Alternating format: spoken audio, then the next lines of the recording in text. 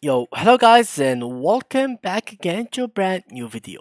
In today's tutorial, I will show you how to get D-ranked in Valorant.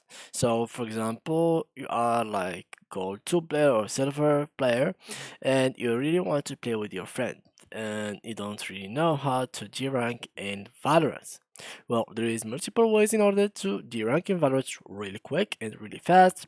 So basically first let us just go here to unrated and let me just go to my accounts here career. So first of all, as you can see, Valorant system goes from 1 to 3. So for example, if you're in server 3, you will have to go to server 2 and then server 1 to get in order that to bronze, or which you're gonna be in bronze 3. So in order to pass through all of these, the simplest way is to lose games. So if you went there and you started losing game, as you can see here, I in each game I lose, I will get minus 22.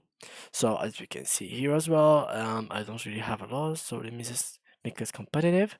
And here, as you can see, I'm getting that really huge amount of discount. So here, minus 23, minus 22. Basically, in each rank, you will have 100 points.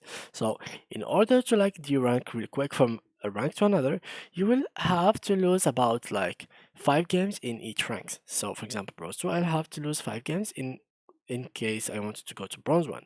Same if I want to go to Iron 3. The same if I want to go to Iron 2, and so go on.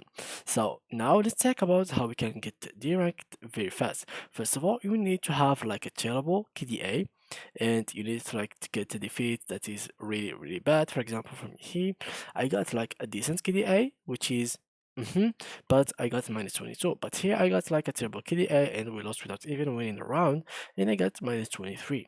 So yeah guys, even the score has an impact on it. So that was it. That's how we can actually rank in Valorant. Thanks a lot for watching and see you in the next tutorial.